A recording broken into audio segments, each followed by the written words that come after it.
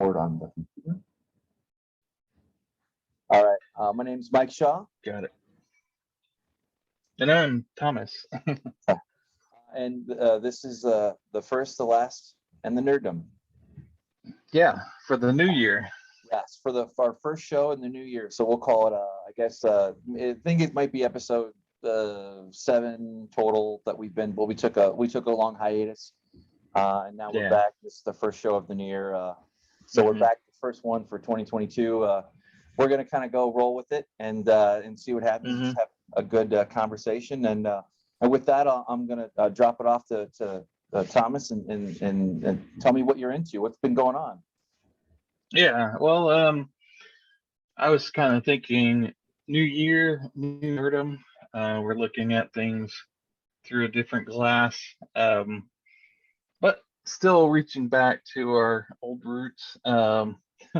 Like I was just telling you, I was just rewatching Dune for the I don't know how many time, but yeah, that's sort of like our mascot at this point for the show is Dune, more or less.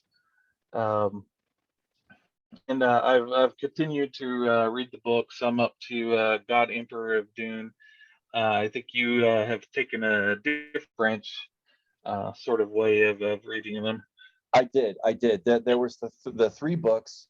There's Dune, Dune Messiah, and then Children of Dune, and that's the original trilogy, right? That you said that, and then I reread the first book a couple times already, and I'm about halfway through Dune Messiah, but then I couldn't resist, and I had to go back and read the Butlerian Jihad, and then I've read that 3 times.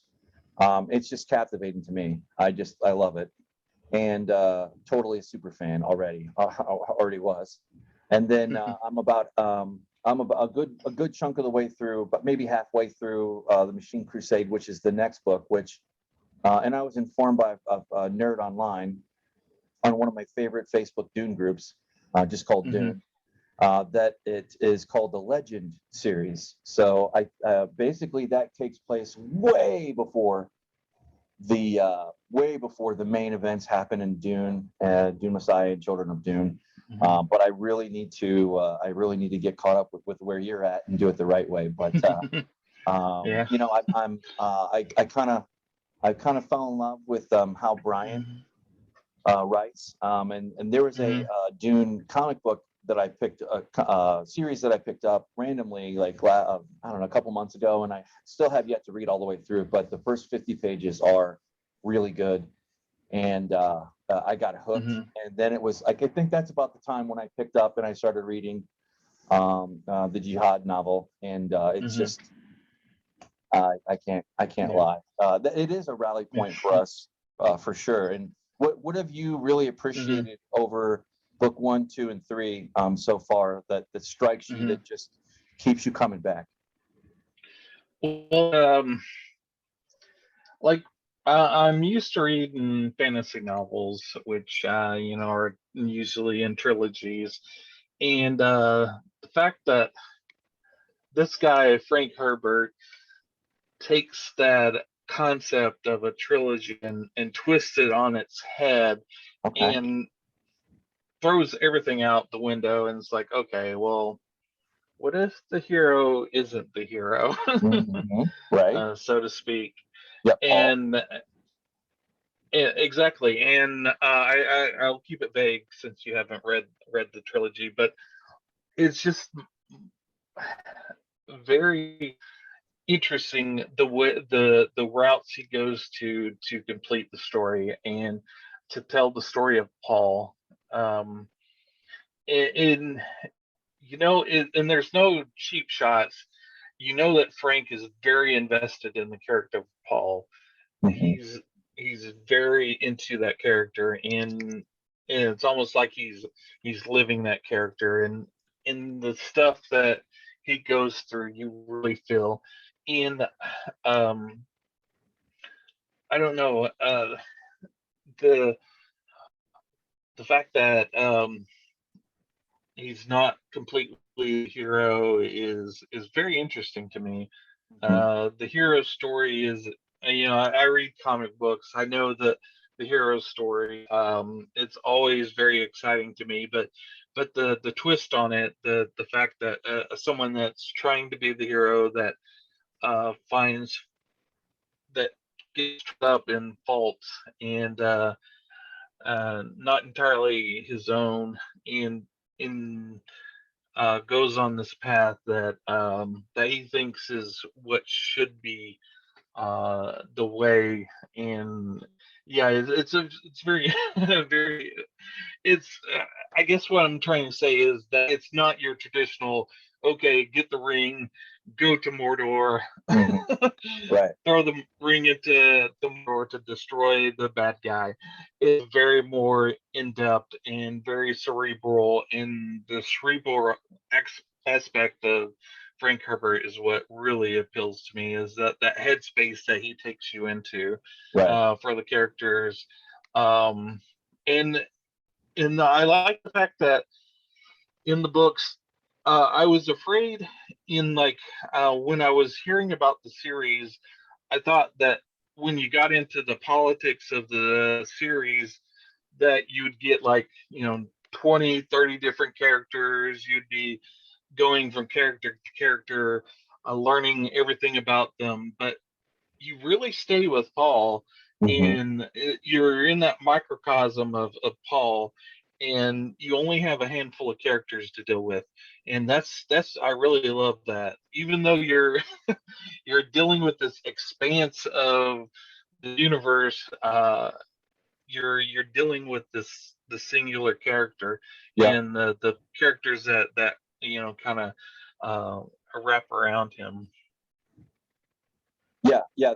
That's what I found too.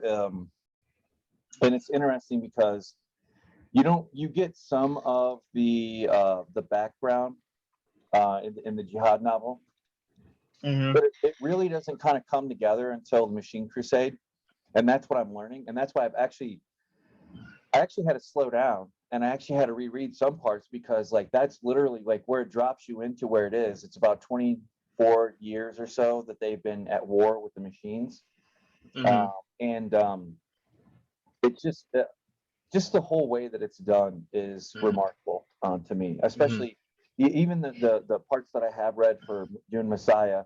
It really has that interplay where, excuse me, where Hmm.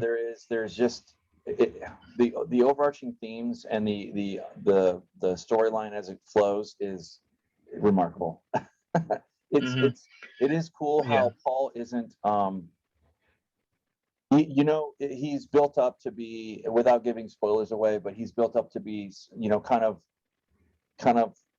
not a spoiled brat or whatever, but he's kind of he doesn't stand out right away. And then as time goes on, you Hmm. kind of, when you learn more things about him and it kind of builds his story up, it's very interesting. And it would be very Hmm. interesting to see later on the themes that come up with the books further on with his, I guess it would be his grandson, Hmm. and kind of going from there, that point forward.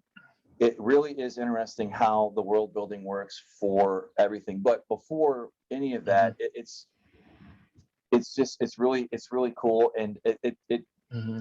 it really is. I mean, this is very cliche, and then they always say this, but one of the things that has kind of Hmm. never really worked for me with very few sci-fi novels and books and Hmm. series, can't really speak to the comic book side.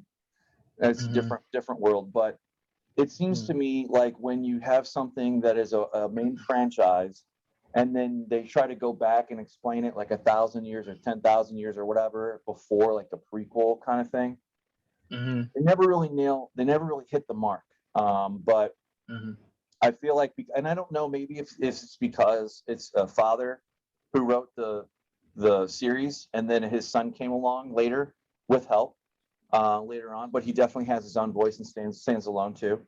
But it's just interesting because there's such continuity Hmm. between the two.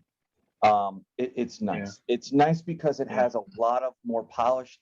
It's way more polished than you would think that it would be. Now, whether you have interest in Okay. that, that's another thing. But thus far, like I said, like I had to stop reading Dune Messiah because I wanted to go back and read because of the whole. I'm a big fan for the Predator verse, Alien verse, even Terminator, like that the whole Skynet thing, and that's a whole other friggin' tangent that we could get into, but maybe that'll be appropriate for some things. But the idea that machines rise and AI takes over, it is fascinating to me as a concept. And the way that Dune does it is a way that it's got bits and pieces of RoboCop in it a little bit, like where your brain in a robotic body kind of thing. And there's a little bit more things there too, but it's just the whole series. I think my brother-in-law called me out and goes, "Man, you're really into this Dune, aren't you?"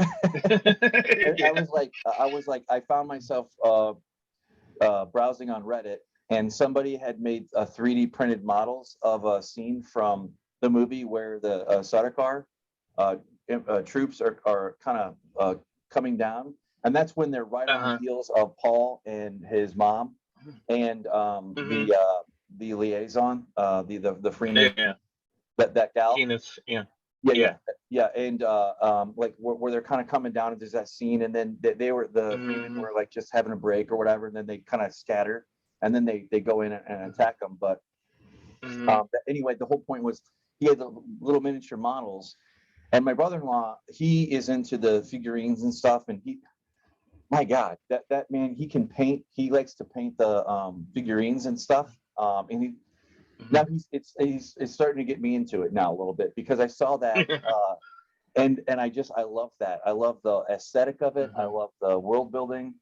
Oh, but that was another point I was going to see. But when you have these heroes and anti-heroes and villains and whatnot, there's like different levels of or tiers of eliteness, so to speak. And in Dune, and I'm not giving away too much, but in Dune, at least the movie, so more people are probably going to be familiar with that than the books. Maybe not. I don't know. It depends on our audience, but you have at the highest level, you have the Emperor's blades, the Sardaukar, and then you have the Harkonnen soldiers are kind of like somewhere in there. The Atreides are kind of like their own kind of thing in between them, maybe, broadly speaking. And but what Dune the novel and the movie sets out is, well, at least then this is what I love about this. It's a full and complete story. Even in Dune, or whether you're going back, thousands of years to when the machines rose and all that stuff, and humanity had to fight, or whatever. There's such a wonderful mixing and blending of this and that, like whether it's the religious side or it's the technical side, and it really doesn't use the technical side, but it really kind of shows the cornerstone of how important different thematic and plot devices, I guess, like spice. That's one thing. But you kind of see like where, okay, the Sardaukar are like built up to be this amazing, super hardcore. You can't fight them. They're just fanatics. They're just crazy and all that. But what you're starting to see is Paul is he's getting in with the Freeman, and that's kind of the whole point. Desert power with his dad and coming to Arrakis and whatnot. But that's the basis that basically Arrakis is such a hardcore environment that it's even more hardcore than the Sardaukar are. They are, and you already kind of get that kind of with Duncan Idaho and how he had to find them, and he almost lost or whatever the back and forth was. Basically, they're badass, or they're very BA. Excuse me, I try not to swear, but anyway, that's just really cool. Like that, you're setting the stage for this elite group of like, and then all of a sudden, well, later on, I won't spoil it, but then the whole thing kind of spirals from there, and Paul is kind of caught in the middle of like, there is no way to walk away from it. No, I like the Frank Herbert.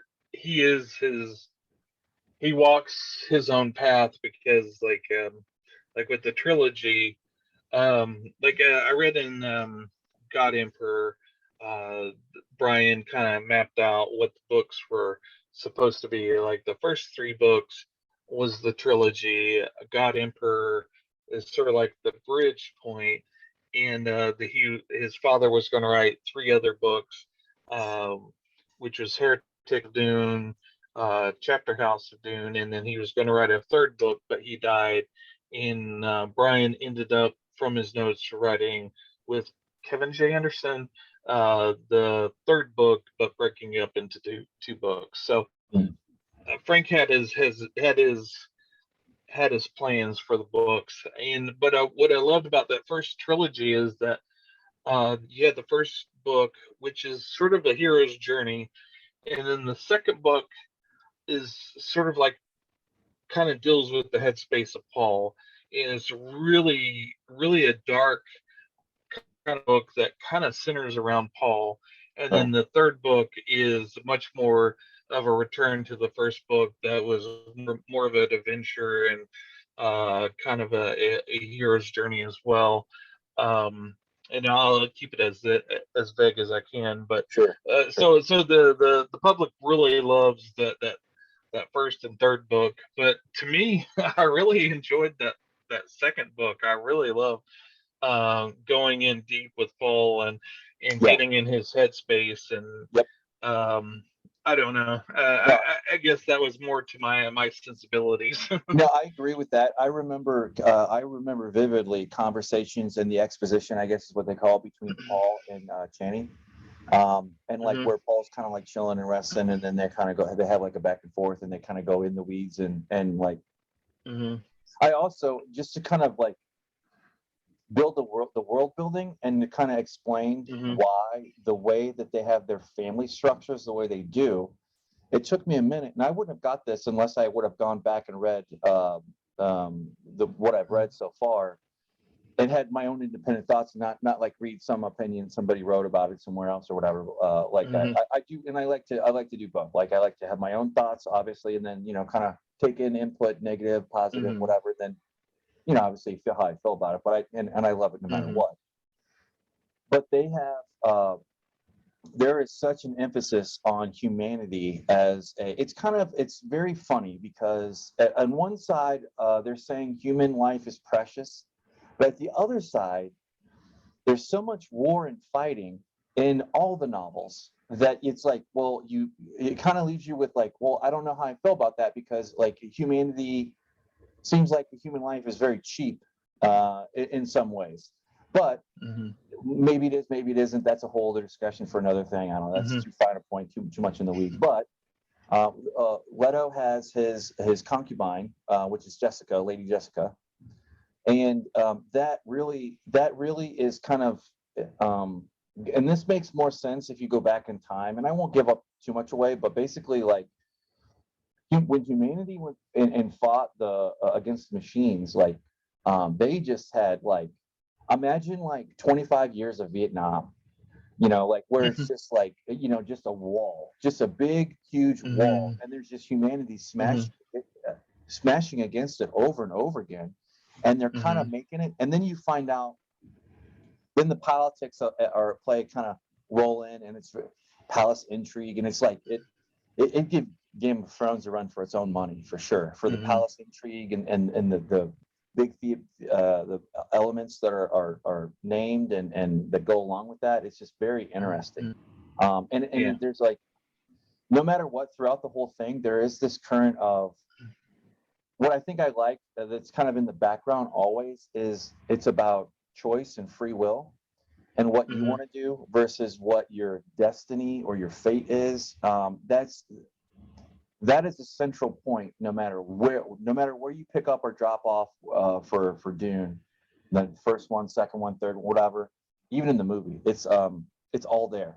It's all there. It's kind of, I think it's a lot more relaxed in the movie, and it's kind of spoon fed to the audience a little bit more, especially with the scene where it's Paul and his dad Leto in the graveyard. and they're having a discussion about, well, what if I don't want to be ruler, blah blah blah blah blah, whatever, that thing. What's your take on that? And then maybe we'll spend a few more minutes with this, and then we'll shift gears, just so we don't Dune out the dog. Just with him in the graveyard. I love the grave with the bull and his father, and it's sort of like a Egyptian kind of hieroglyphics on the on the tombstone. Right. Because his grandfather was a bullfighter, and that's what ended up killing him. But anyway, as far as humanity and the fate and the play with humanity, I'll just say that God Emperor is like a very sweet gift for you later on for that, and I think we could put probably a pin in it at that point. Cool. Yeah. No, and we started at 19 after, so we're up to about 20 minutes for that. So that's actually perfect timing. But I guess if you were to recommend anything from Dune, or I guess let's end with this. What was your favorite scene in the movie, in a 2021 movie, or one of your favorite scenes? Let's see.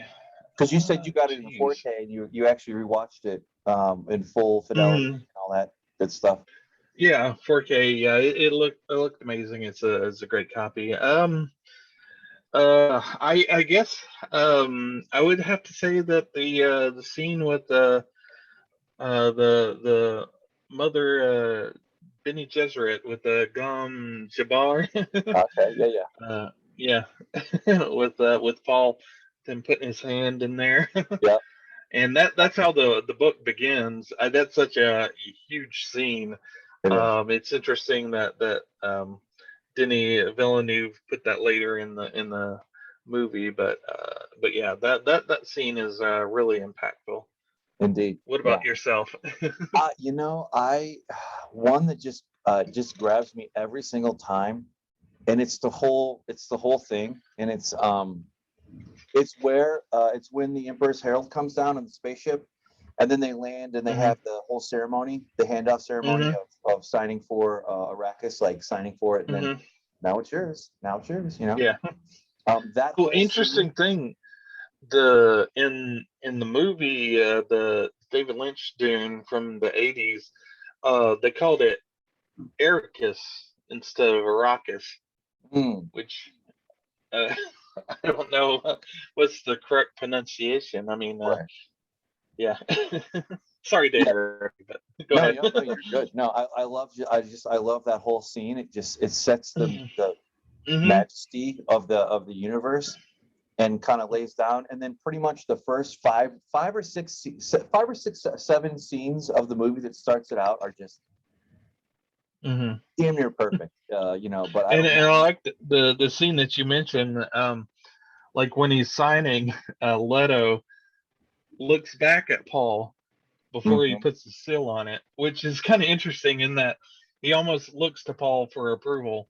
Right. And Paul does the nod, and Leto goes ahead and seals the deal.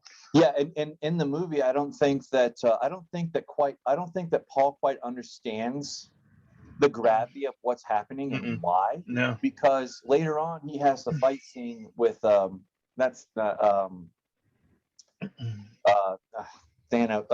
Brolin. I can't think of the character's name. Good grief. Gurney.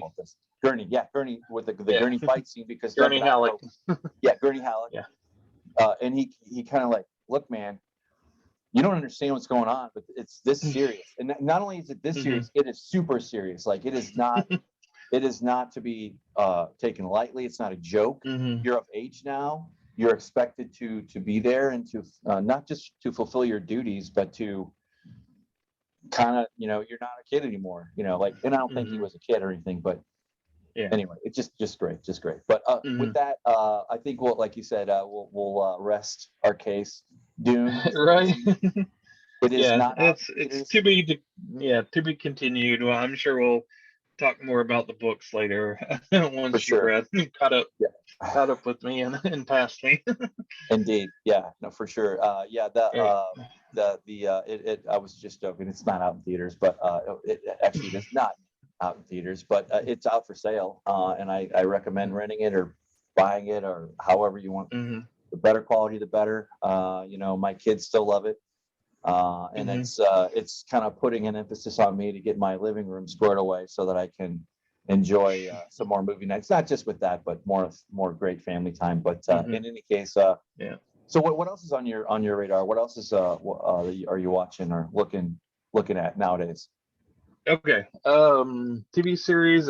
We didn't talk about this previously before we started recording, but have you seen Peacemaker? I have not. I have not. What is that? Okay. It's have you seen Suicide Squad? Yes. That's the Yeah. series that was supposed to Hmm. be that the wrestlers. That's his series, but John Cena. Yeah. yeah, John Cena. Thank you. Yeah. His character Peacemaker. He's this is his series. The first 3 or 4 episodes I was kind of on the fence on, sort of like what we discussed beforehand with Book of Boba Fett. Is like it took a little bit to get it going Sure. before I really realized where it was going. But the last 2 episodes was super amazing, and James Gunn kind of came through, and it's sort of over the top violence, disgusting stuff, but funny. And if you really liked the Suicide Squad, you're gonna like this series. Um, I it's did. just I okay. I thought Suicide Squad 1 was okay. Like I didn't have a problem with it. I didn't hate it. Hmm. Didn't love it. It was Hmm. entertaining. It was a good entertaining, uh, fun movie to watch. But then I I really enjoyed Suicide Squad 2, Hmm. or whatever it is. But like that, just the comic relief and the interplay between everybody, all the actors, I think worked a little bit more Hmm. than than it didn't. But and I had heard about the Peacemaker series coming out, but Hmm. so is that a recommend or is that a Oh not yeah, definitely, definitely. If you're not caught on by the first 2 or 3 episodes, don't worry, it's gonna kick in. yeah, The one of the main themes of it is Peacemaker been in jail forever, so his music taste is sort of like kind of stuck in the past. So uh, nice, a lot of the music is a lot of hair bands, nice. and so like Hanoi Rocks and L.A. What is that band? Okay, never mind. But yeah, there's a lot of hair bands that gets played throughout the whole thing, and it's quite enjoyable. And actually, I think the theme song of the series is I forget what European band does the theme song. It's pretty fun. But yeah, it's a great series. He has a pet eagle named Eagly. Um, Legally, Eagly, yeah. oh man, I need to watch this. I'm probably gonna. That's what I'm probably gonna do soon. Hmm. That's awesome. Yeah, but yeah, it's sort of like a secret ops team. They're trying to deal with this alien invasion, and they keep Peacemaker in the dark as much as possible as to what they're doing, just to make sure that he doesn't spill the beans or um, doesn't uh, kind of rebel against what they're doing. So it's kind of an interesting kind of dynamic with the various characters. Very cool. Yeah, I will check that out for sure. Like because I did have an Hmm. interest in seeing that for sure. Hmm. I was gonna say that kind of reminded. Well, I was talking about that. Uh, that's what I wanted to kind of jump from there. Unless you have anything else to add to another small screen series. Um, but I think we Oh, have go ahead. differing opinions on. But Uh-huh. that's The Witcher. That's also out now. Yeah. And I remember the in The Witcher, for those of you who are, for the uninitiated, as I like to say frequently, is basically based on the video game series, and then it's actually based on the novel. On the novel or novels written. I haven't read them. I probably should if I was worth a damn at this whole thing. But in any case, it still stands on its own, and wide acclaim. Season one, I think there was a lot of worry about how it would turn out, and I think it's still kind of in that phase too, like for being caught in a certain kind of Twilight Zone and the era that we live in. I won't go into the weeds for that, but I have watched all but the last two episodes of The Witcher, and so far I just enjoy it. But I'll give it up right away. Like, I'm a Henry Cavill super fan anyway, and I dig I love the Man of Steel, and just about every other thing that he was in, and so I really enjoy his acting and whatnot. But and again, I can't really weigh in on the full series because until I watch the final two episodes. Actually, I think I have saved the last two episodes because The Expanse was on too, and I was saving that, and I finished watching that my birthday week last month. But in any case, I'm saving The Witcher. But so far, what's your take on it? Would you like it? Do you hate it? Do you whatever? Okay. Well, take us back to the first season. I really enjoyed the first season. I've read the first two books. They're a collection of short stories, and the first season sort of like took a few of the short stories and made them into episodes, which was good in that with the short story you can craft a good a short episode. And the only holdback on the episodes and criticism you can make on the episodes is that they didn't have time enough to fill out the full story of the episode for the whole short story, or that maybe they didn't have the budget for all of the special effects for the short story, so that they had to kind of condense it down into a singular episode. So I, with those sort of caveats, I enjoyed the first season immensely, and like you, I love Terry Cavill as Geralt, and I really enjoyed the first season. The second season, I was looking forward to it, and I knew that it was going to pretty much cover the first novel of the series, which I had read, or actually, to own up to it, I didn't listen to it. It was an audiobook that I listened to, but I think the first episode was actually another one of the short stories with the guy in the house and the creature that was possessing it, which was actually a really good episode, probably the best one of the second season. But the thing about the second season is, where was Geralt? I mean, half of the season was Geralt was nowhere to be seen. It was these characters that we didn't know anything about, following them around, like the other sorceress with her elf friend. It's like, and reading the book, I was like, where is the book? I see little pieces of the book here and there, but like the big bad from the series is nowhere in the book. Right. No, I could see that. I honestly, like, when I first watched the first season, it's kind of not apparent, and maybe it's just me, and it probably is just me. It's kind of not apparent, but that there's different timelines going on, and then you're kind of jumping from here to there to over there, and then you're kind of like, and it doesn't really become apparent. At least it wasn't apparent to me until I realized what the heck was going on.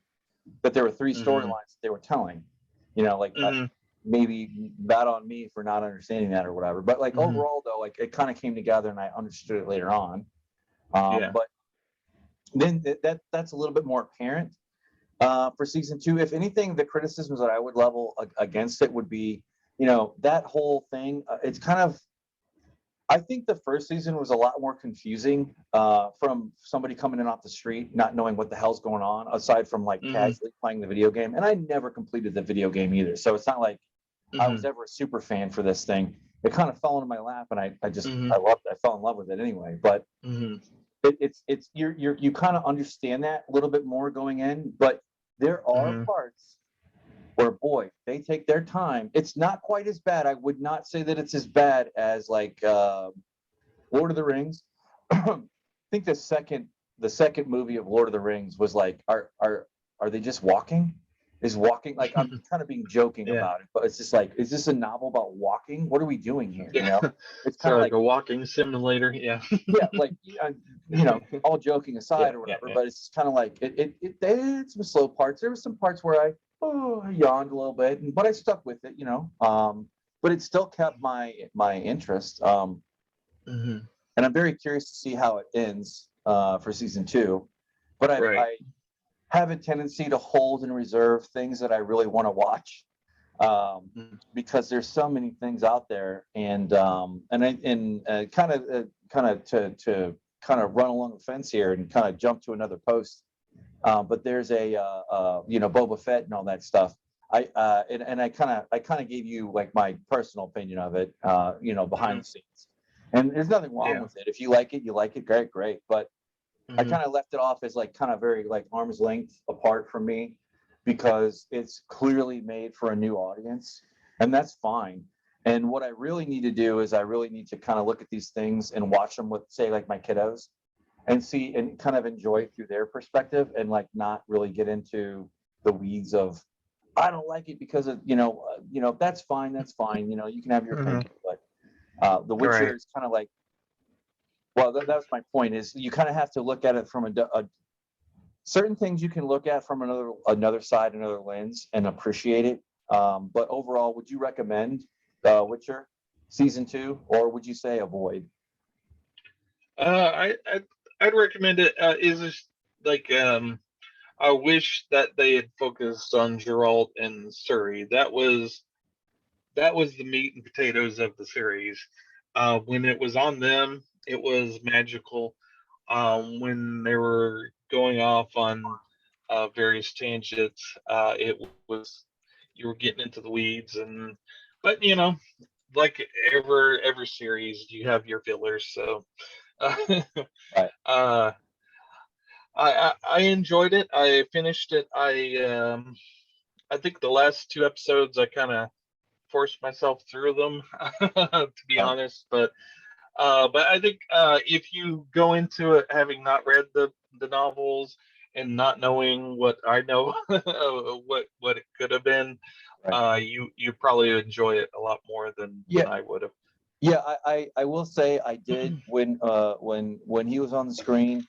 I really enjoyed the world building and the story building for him and his character, and with Siri too. But what is her name? Not Siri, but Yennefer. Yeah, Yennefer. That's right. Yeah, Yennefer was all right. Like I get it. And there's an obvious dam built to like kind of hold back, her. She doesn't have her. Well, I don't want to give too much away, but there's a dam built there, and the water's backing up all the time with her character and where she's at as she kind of goes forward, and then they kind of hit the main points, and then they kind of put. I can't really speak to it because I haven't seen the last 2 episodes, but there's obviously a build up there for a climax for the story, for sure. Yeah, I would recommend. I would love to have seen an adaptation of the book. You're not getting that here, but what you're getting is not bad. I mean, it's the whole story plot. I'll say you won't really get. This isn't really spoiler, but there's like a sorceress and an elf woman. Their whole sort of like interaction and storyline, it was totally boring to me. I was totally turned out on that. They were not interesting characters. They were not interesting at all. I could take leave those characters. Was that the parts? And I won't. How do I word it? Like, was that the end of world type stuff that with Siri? Is that is that the main character you're talking about? The elf? No, the sorceress and the elf lady. The elf lady was pregnant, Right. and she was trying to have a baby. Right. So that whole storyline didn't interest me at all. Well, yeah, because they kind of dive off a cliff with the Nilfgaard, or whatever the hell that kingdom is. Like, it's kind of like for like where they leave you at with season 1 is kind of like, well, what happened to them? And then season 2, it's just kind of like, no, that's not the main concern. It's these other things. You got to check out these other things, and then it's kind of like it goes more into the internal development for all 3 storylines and why they're important, and they kind of zoom out, I think, a little bit more than they were, like where you were at. You kind of thought these Nilfgaard people were something big, and then all of a sudden, no, they're just one of many. Oh, okay. Yeah. All right, I guess so. But I'm a filthy casual. So yeah. no, I'd recommend season 1 and 2. I think there's still meat on the bone to stick with it. We'll see if it takes a nosedive season 3, but I really, speaking of Henry Cavill, I have heard that he is a massive fan of the Witcher franchise in general, and his work ethic is second to none for his. I heard. What did I see? I saw a little clip on. I joined a Witcher Facebook group or whatever, and then there was like a little thing. I didn't track it down to see if it's true or not, but it made sense from everything I had heard about him and other YouTube interviews that I had watched with him talking about it and this and that. But just to kind of like put a pin in it, is he would be dressed up in the costume or whatever, and then he'd be like, no, I'm not dirty enough. I don't look like I'm from the world enough. And then they would come, like the makeup people would come, and they would have like a pantyhose or something with a little bit of dust, and they would poop, like whatever on his face, and he's, no, that's not good enough. And then he'd go roll around in a mud puddle or really get into character and really get into it. And I will say this, like whatever he did to put his character into that aesthetic or whatever, he did right. More right than wrong. And I heard a story where no spoilers, but there's a character that dies, and the showrunner for the series was like wanting to have the character Geralt make a kind of a joke, and Geralt was, or Henry Cavill was like, no, Geralt wouldn't do that, and he was very emphatic that he would handle it in a very sincere way, and that's what they ended up doing. And it's nice that he has such perspective of the character that he knew how to handle that scene and could override the showrunner. I wish that more season. I wish that more, just at large, more. Not speaking about anything in general. I wish we had more of that in the real world, like where they kind of bring it back over. It's like that doesn't make any sense. Like, we're not doing that. Like, we're gonna do this, and that's how we're gonna do it, and this makes more sense. And you'll see. I think I would rather have more of a person who's a fan of that. And I think, speaking of that, and not to always bring it back to Dune, but Denis Villeneuve, like, he had that all the time. He knew exactly what to take from the book and what not to take from the book, and like how to make it his artistic vision, and it worked. I think it worked more than it didn't, across the board. That's my personal opinion. But I would rather have the director or the actor be the main driver for that, who can really speak to the artistic authenticity for like what the novel or the book or the video game, whatever it is. I wish we had more of that, but it's so rare. I wouldn't say it's like super rare, but it's rare enough. It's not common for sure. There's a lot of crap that gets made for sure. Yeah, definitely. And with that, what would you like to bridge into? You had sent me this link here. We're switching gears here. Crappy segue, but we're kind of going. And I will say this as a bridge to the segue. You're a big horror fan, and I'm going to learn. I have already learned probably several years worth just talking to you and just chatting back and forth, offline, online, whatever, with the horror stuff, and that kind of thing, like kind of puts you into the right mindset. But there's the Archive 81 is out on Netflix. Like, don't know if it's worth watching, but I definitely it caught my fancy. But with that being said, what is this? What is this thing that what is this strange thing to give us nightmares, Thomas? What are we going to be having nightmares for? The back rooms. So you haven't heard of the back rooms, right? Mm-mm. Okay. So if you scroll up to that picture, that was posted. That one right there. That was originally posted on I think it was 4chan, and it's sort of like an eerie image, just looking at it. But yeah, there was a creepypasta that was created around it, where if you was unfortunate enough to glitch out of reality, you would end up in the back rooms, and these are the back rooms. Whereas if you went down into that room, you would end up into another room that was just like it, and you would end up into various halls that would lead into various rooms that look just like that. And and so I think they've kind of taken it to a whole new level of like there's various levels to these back rooms, but the that's sort of like the backstory to what I was really wanting to get into, which is there's a short film on a YouTube under the channel, I think it's Kane Pixels, and it's called Backrooms. The short film is, and it's actually I think let's see. I think that's one of the if you go to his just go to his go to his actual channel. If you go down to Kane Pixels, just go into chain. There you go. Because if you look, there's the one Backrooms found footage. It's sort of like a 10-minute. If you go to the videos, there you go. That first one on the bottom, that Backrooms found footage. It's a 10-minute short film. You could watch that. It's complete in itself.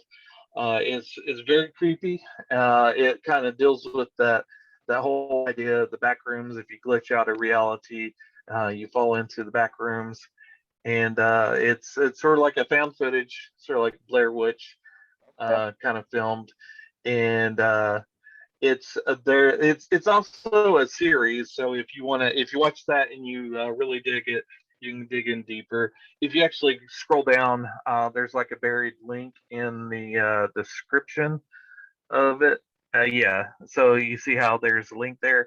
There's a hidden video that starts that you can dig deeper into the whole mystery of this whole series. So it's ongoing at this point. So it just started, I think, at the beginning of January. So the series hasn't completed yet. Now, if you watch the short film that's 10 minutes long, it's a complete story in itself. So you can watch that, go on with your day. But if you want to dig a little deeper and follow the series, it can be kind of a little fun too as well. So it's designed to draw you in, like the Blair Witch kind of, but the Blair Witch was like old school, very proto-viral marketing, word of mouth. Oh, go check out you didn't know if it was real or fake or what was going on. Yeah, I gotta say, I love that.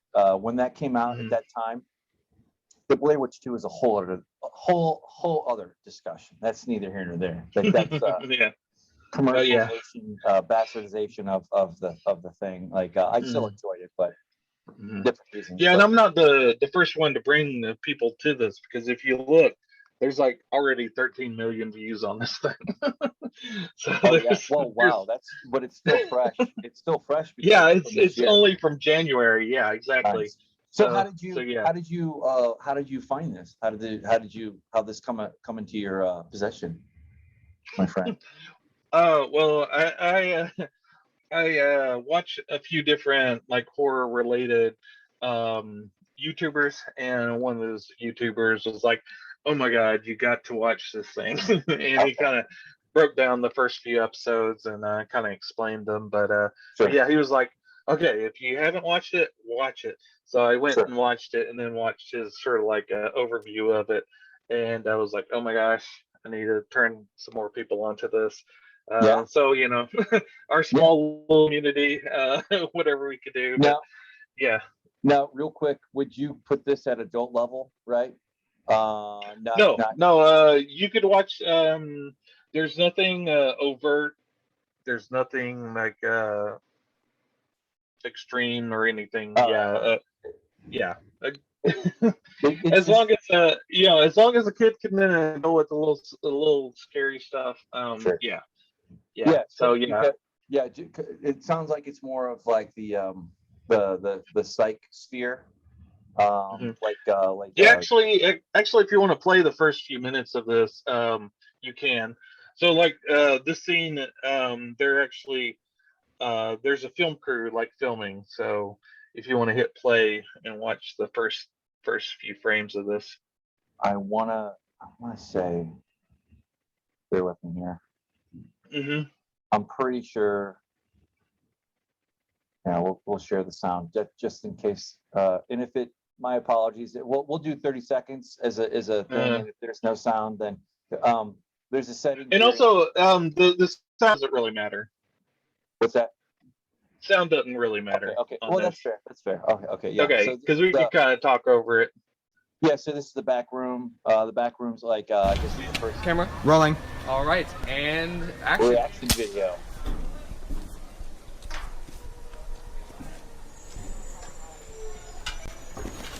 All right, cut. That was good, guys. All right, that was good. I'm thinking we get a wide angle, and then we're done. Okay? All right, yeah, cool. Like, how much further? Like, a little more. Right. A little more. You got it? Yeah. Whoa!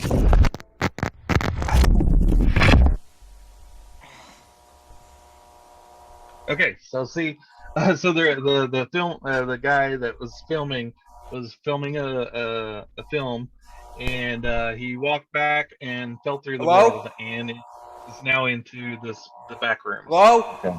If you want to cut it off here, that's good. Hey guys.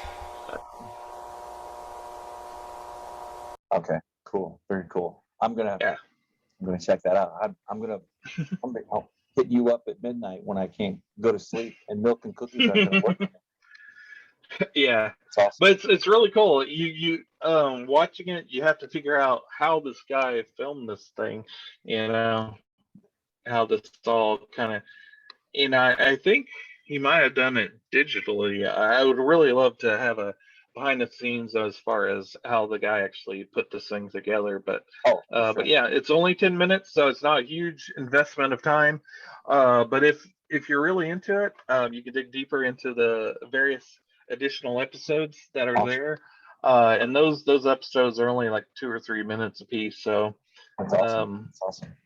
I think the whole total runtime for the whole thing so far is like 25 minutes. So but yeah, like I said, it's ongoing, and like I said, you can watch this 10-minute thing and be completely done and over with, but you could watch the additional episodes for the additional episodes kind of go into the back lore of what's going on and onto what's going on presently. Bear with me here. I am All right. Yeah. Borrowing the desk because I want to sit down. I gotta pick my dog But, up here. mhm. All right. Off.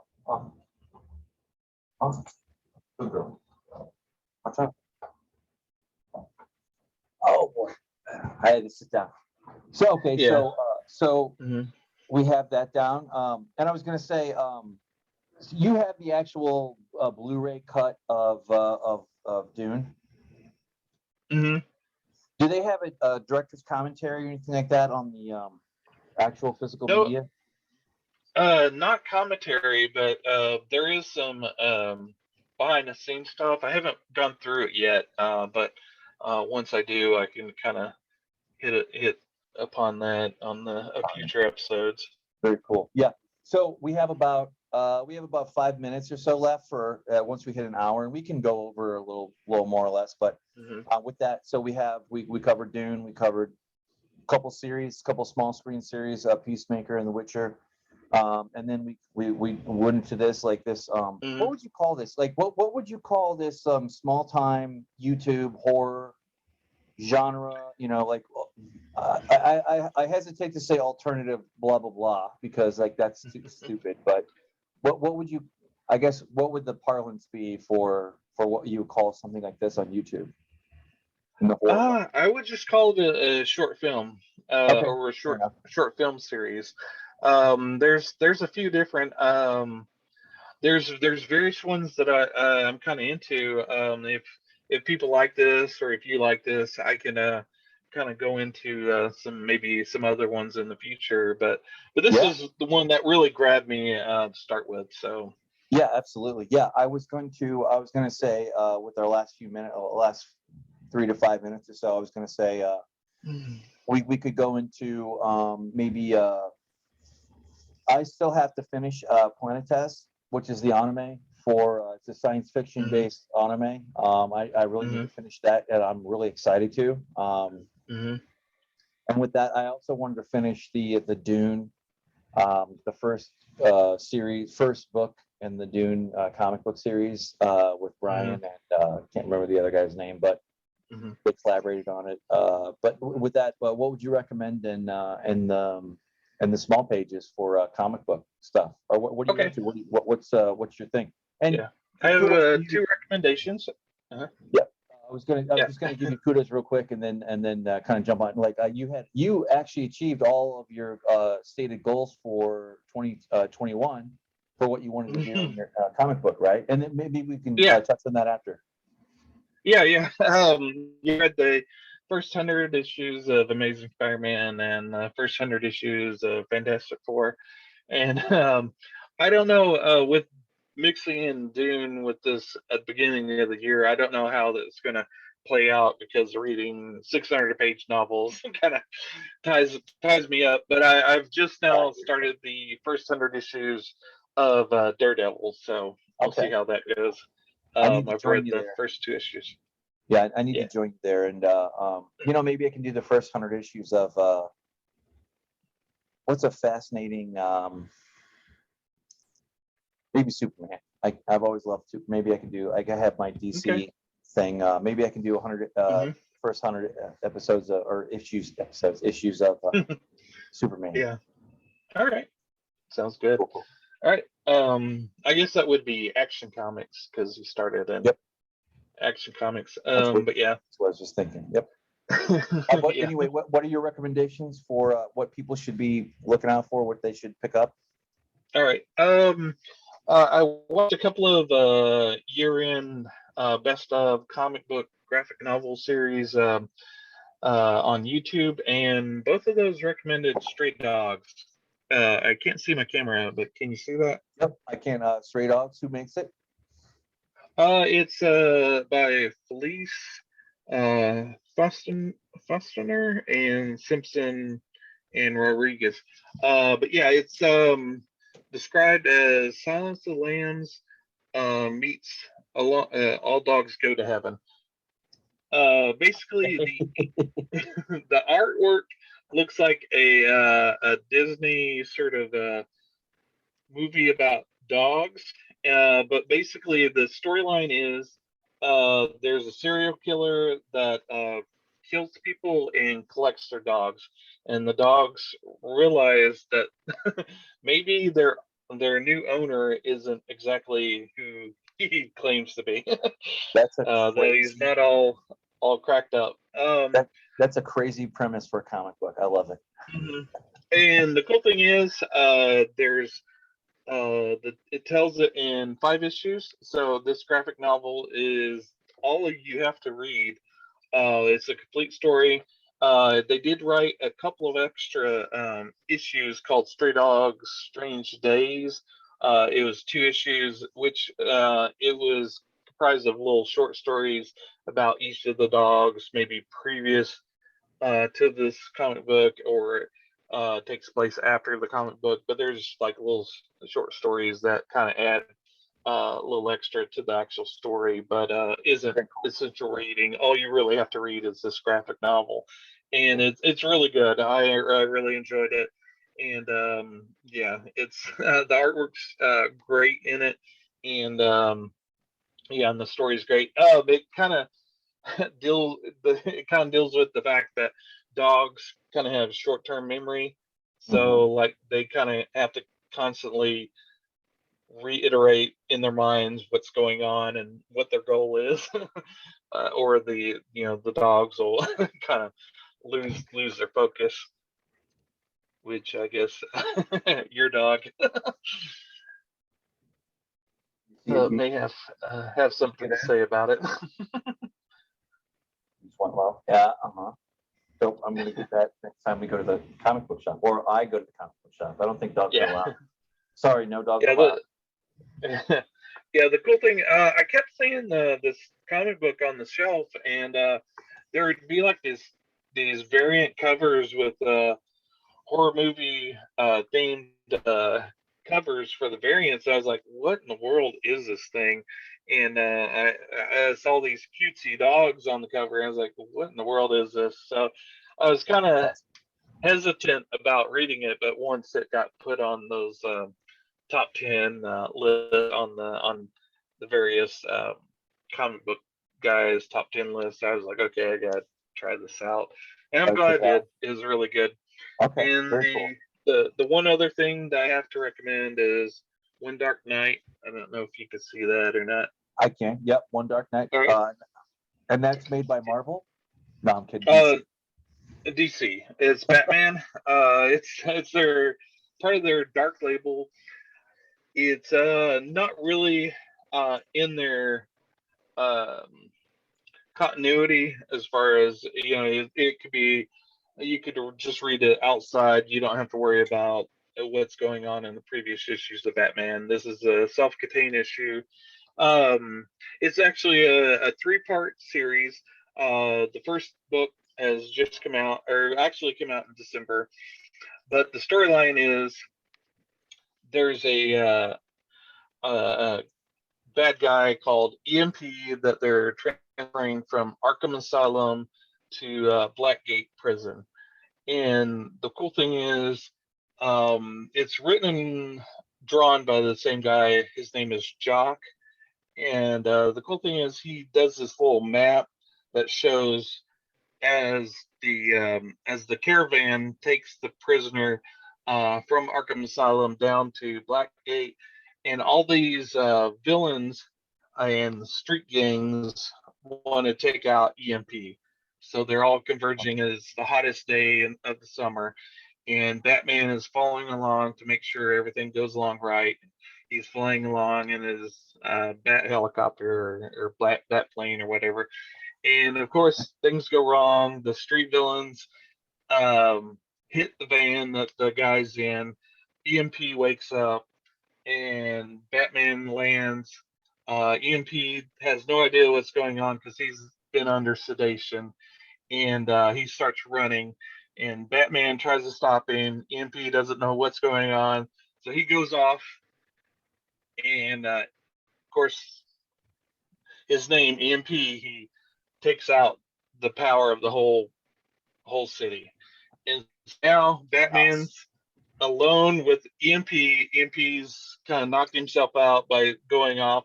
So Batman has to take EMP. He's in the center of the bad part of Arkham. He has to take him to Blackgate, and so Nice. that's sort of where the first issue ends. But it's really cool. I would love to see this as a movie. It Sure. plays off cinematically, and it has tinges of the that Warriors movie. It's just Batman against all the bad guys of Arkham trying to get him to get him, or Gotham trying to get him to Blackgate prison. Very cool. Very cool. Okay. Okay. No, that's very cool. I don't have any comic book recommendations, but I will say I'll have something even shorter, which is there is supposed to be this video game that's coming out. It's called Witchfire. And it just recently had caught my attention. I guess it was put out years ago, like I want to say 2017, where they had they put out the hype video of like gameplay or whatever, but it's resurfacing and it's supposed to be released sometime this year. And I'm with my brother-in-law. I don't know how to classify it. It's got demons and witches and that kind of thing, that fantasy kind of Witcher type, Lord of the Rings type world, kind of aesthetic to it. But I'll drop a link in our description for the video when we hit the stop button here in a little bit. But that one, and then I think what was I going to say? Good grief. Good night. Yeah, I'll just go with that. So that's something that is kind of short to kind of, it would be interesting to gauge to see, but I unfortunately, my heart has been broken too many times by video games and hype up and whatnot, because like pretty much every franchise that I can think of has been completely decimated. I mean, just destroyed. Like you have any kind of hype, whether it's a cyber game or whatever, or it's just like whatever. And with that, so we went to Dune, and what would be anything else that you'd recommend other than to get to your local comic book shop and get out there and start reading? One other thing with the One Dark Night, the book one came out in December, so I don't know how readily available it is, but I think the second issue comes out in March. So, but the hardback, the collection of it comes out in September. So if you wanted to wait for like the whole thing to be collected, it'll be out in September. But yeah, if you want to go out and try to get the single issues, you can as well. Cool. Well, this has been Mike and Thomas with the first. Yep. The last. There you go. And we'll see you guys next week. We are back on our normal routine, and thanks for tuning in, and we'll see you later. Yep. See ya.